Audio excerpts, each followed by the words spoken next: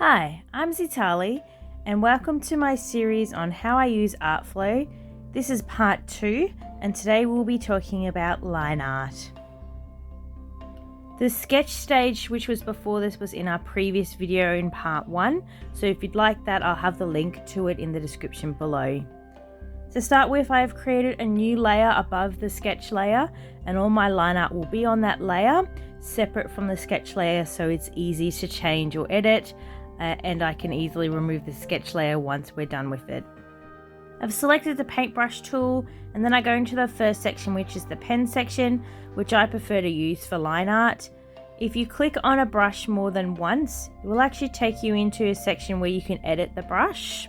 So you can change things like if it has pen pressure sensitivity with opacity, you can change angles and rotation, spacing, all sorts of different things. I encourage you to have a play around in this section. You can actually make some very interesting brushes if you have a play around. And if you find a brush that the default is not quite right, you can edit it and make it fit your needs. If you end up mucking up the brush too much and you want to go back to the original brush, there is a restore to default button up the top. And if you click on it, it will return it to the default brush that was saved. There's also an option in the paintbrush section to create your own brushes. So you could actually draw a black and white image, and then you select the image and you can create your own brushes, which is also a lot of fun to do as well. If you'd like to see how to create your own brushes, let me know and I'll make a separate video for that. When I do line art, I do turn on the smooth guide, which can be found at the top of the screen. You've got lots of different options for this depending on how much of a guide you'd like on your stroke. I don't have very steady hands, so I always have this on when I'm drawing line art, just to get rid of the wobble that occurs when I draw lines, especially when I draw lines slowly. But as you can see here, there's a few different options that you have. I encourage you to play around to find what suits you best, but here's a couple of examples of what the different options look like. I normally just stick with smooth and I have the strength turned up to maximum. As you can see, if I try draw slowly without this feature on, there's a very obvious wobble to my line art, and I do tend to draw my lines slowly as I'm not very good at getting lines right the first time. So if I draw quickly, I very rarely get it in the spot I'd like to have it in, and the slower I draw, the more obvious the wobble is in my hand. So if you are drawing without the smoothing feature on, it is better to draw quickly if you can. It does help remove any wobble in your hand. But if you do have the problem that I have, then just turn on the smoothing feature. It does help a lot when it comes to eliminating the wobble in your line art. Something I forgot to mention in the first video, as I don't normally do it for sketching, is where the undo and redo button are. I don't use it all for sketching because it's just like a mess really, but it is important for line art as it's quite easy to put a line in the wrong spot. So both the undo and redo buttons are down on the bottom right. Before doing the line art, I will turn the opacity down on the sketch layer so it's easier to draw over top of, and we're doing it on a separate layer. And now selecting a dark color to do my line art in. I never choose black when starting pictures, sketching or line art. If you use a completely desaturated color, then if you want to make adjustments to the line art later, like make it a colored line art using adjustments, then you can't do that. You can't make color appear in a completely desaturated picture without coloring over the layers. So that's the reason why I never choose black when doing my line art. Even if it's only got a little bit of color in it, it still makes it so you can make adjustments to it later.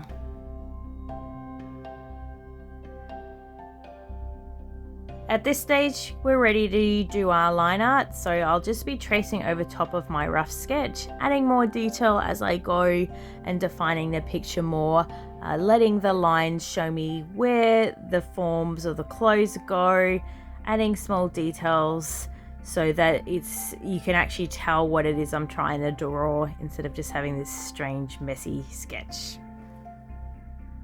Even with the smoothing tool on, I still make mistakes, so I kind of make a mess of the tail here, and that with double lines.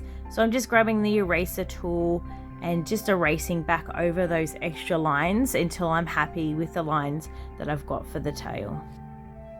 The eraser tool does just work exactly like the paintbrush, so it just has the same settings and same options, except that instead of painting color on the page, it'll remove the lines on your page. Depending on what kind of style you want to go for, you may want to re-go over some of the lines. I like to add an extra thick line on the outside of my pictures, especially if I don't plan on having a detailed background. If I just plan on having a very basic background, then I'll just darken up the outside of the picture so it sort of stands out, sort of like a sticker, I guess. Now I've just turned off the sketch layer, so I haven't deleted it or removed it.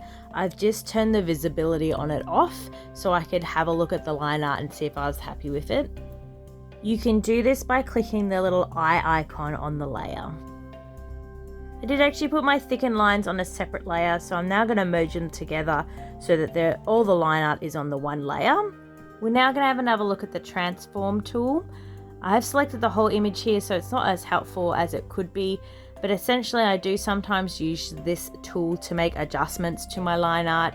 So if you select an area, you can distort it by grabbing the corners like this, and you can stretch it or move it around so that it's in a better position or a better shape than what it was before. You have like rotate and flip and rotate 90 degrees and that kind of stuff. So it's quite a handy tool to use if you do want to make small adjustments. You can also flip your image up in the top left hand corner. You've got the crop and rotate page option. So another handy thing to do is to flip your image or turn your image upside down when you have done the line art, just to make sure that your proportions are correct. It is always better to have a look at your art from a different view.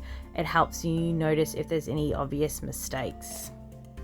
I've selected the select tool and I'm using the lasso option, and I'm just going to lasso this tail so I can make changes to it. So if I just then click on the transform button at the top, then you can make changes to it like you could from the layer option as well. So as you can see, I'm just kind of making it giant and rotating it just to give you an example of how to use that tool. You can also invert your selection. So if you want to just exclude one section, you can just select that small part and then invert the rest of the selection.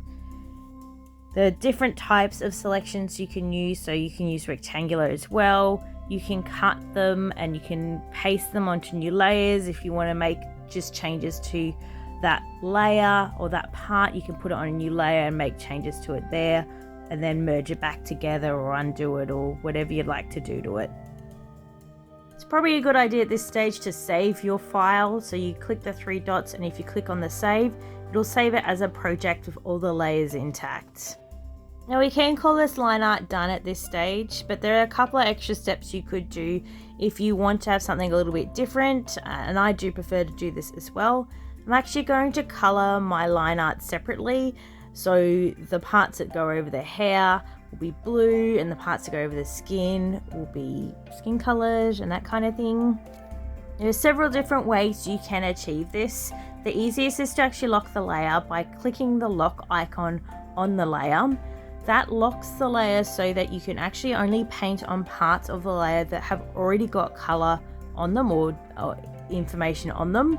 So you can see here I'm painting over the line with blue, and it's actually only painting over those lines I've already drawn. Another way to do this is to create a second layer and tell it to only affect the layer below it. So it essentially does the same thing, but you actually have a separate layer with a color on it so that the layer below is not actually changed at all. If you turn this feature off, it'll actually show you all the paint strokes you've been putting in place. So you can see here, it's just like a giant blob. This feature is not available on all Android devices though, so if you don't have access to this, you'll have to stick to the locking technique. Another option is to actually change the blending type of your layer to affect the layer depending on what is underneath it. If you're going to use this method though, it's probably best to have done your flat colors first, as it will affect it differently depending on what colors are underneath it. I'll just put some colors down for now just so you can see how different blending modes affect different colors, and we just scroll, as I scroll through them, you'll see how they affect things differently. You can also see here how different techniques combined together make different effects on the layers. So because I've actually colored some of my lines already, it will affect the colors below differently as well. So you can see the brown color and the blue color having different effects on the color beneath than the black do. It is important also to note that some of these blending options do not work well with white. So you see here, if I turn it to white and I choose something like a color burn, that the lines just disappear altogether.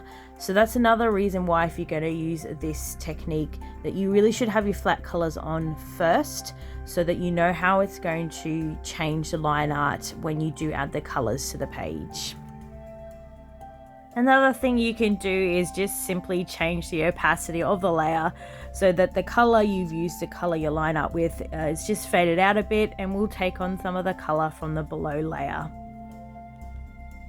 There's another thing you can do to your lines to make them look a bit softer or kind of hazy.